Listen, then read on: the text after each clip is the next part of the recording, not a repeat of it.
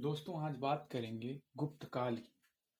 अगर भारतीय इतिहास की बात की जाए और उसमें गुप्त काल ना हो तो यह अधूरी लगती है।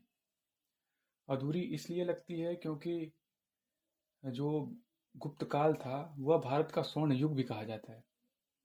स्वर्ण युग इसलिए कहा जाता है क्योंकि उस समय पे जो यहाँ की अर्थव्यवस्था थी, यहाँ की जो शासन व्यवस्था थी, यहाँ की जो राजनीति व्यवस्था थी, वह बहुत मजबूत थी।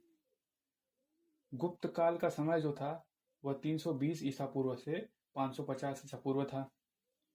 गुप्त काल के जो संस्थापक थे, इनके जो प्रमुख संस्थापक चंद्रगुप्त मौर्य थे, जिन्हें भारत का नेपोलियन भी कहा जाता है। इनकी जो राजधानी थी वह बिहार पटना, वर्तमान बिहार पटना जो है आपका बिहार में, वहाँ पे पाटलिपुत्र एक जगह है, वहाँ पे था।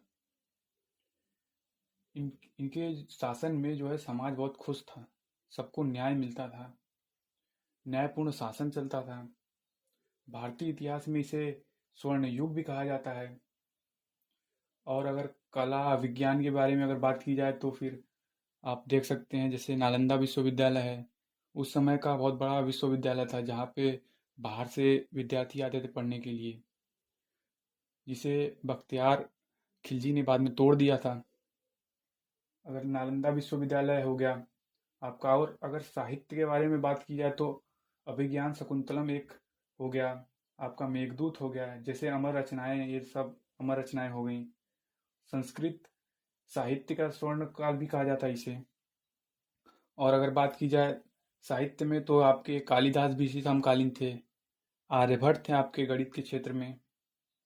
राजनीतिक तौर पर आपके शिक्षा के क्षेत्र में अगर बात करें गुप्त काल की, तो उस समय जो है बहुत महान महान जो है लोग हुए थे, जैसे आपके कालिदास हो गए जिनकी प्रमुख रचना थी मेघदूत। एक आपके आर्यभट्ट हो गए जिन्हें आप जानते होंगे, जिन्होंने जीरो दिया, उनकी प्रमुख रचना थी आर्यभट्टीय। आपके विष्णु शर्मा हो गए, उन्होंने दिया था पंचतंत्र। ये सब आपके गुप्त काल के जो है शिक्षा के क्षेत्र में महान लोग थे। गुप्त काल में अगर कला क्षेत्र की बात की जाए तो उस समय बहुत अच्छी स्थिति थी। मंदिर निर्माण बहुत अच्छे अच्छे देखे जाने को मिलते हैं। जैसे आपका उत्तर प्रदेश का एक ललितपुर जिला है, वहाँ पर है देवगढ़, एक स्थान है, वहाँ पर आपका दशावतार मंदिर देखने को मिलता है। यह बहुत अच्छा उदाहरण है उस समय की मंदिर निर्माण की। आपको मूर्ति कला भी देखने को मिलती है बहुत अच्छी अच्छी। जैसे आपका सारनाथ में बैठी हुई बुद्ध की प्रतिमा मिलती है, मथुरा में जैन वैष्णव मूर्तियां मिलती हैं, ये एक बहुत अच्छा उदाहरण माना जा सकता है।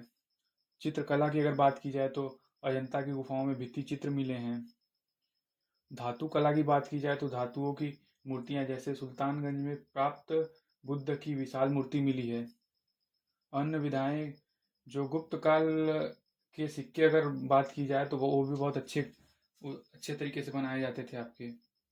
मृद भांड यानी कि जो मिट्टी के बर्तन होते हैं आपके, वो वो भी देखने को मिलते हैं शानदार। उस समय यह सब देख के हमें ऐसा प्रतीत होता है कि उस समय का जो काल था वह उन्नत अवस्था में था, बहुत बेहतरीन अवस्था में था, जनजीवन अच्छा था उस समय।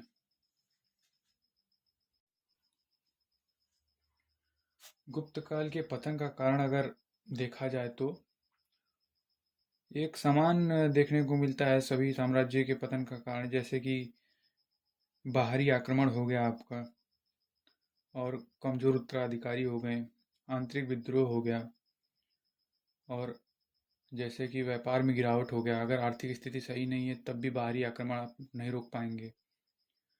और प्रांतीय शासकों ने अपने आप को स्वतंत्र घोषित कर लिया।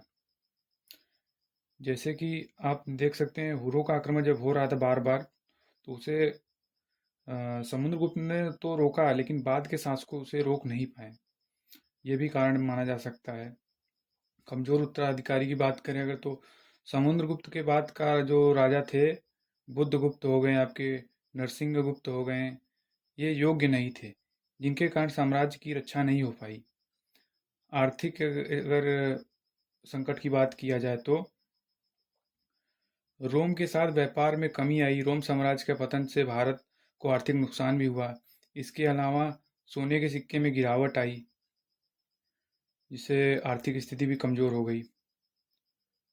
और अगर प्रांतीय शासकों की बात किया जाए तो जैसे राज्यपालों और प्रांतीय शासकों ने खुद को स्वतंत्र घोषित कर लिया। विशेष रूप से मालवा यशोवर्धन नाम का एक उदय गुप्त शासक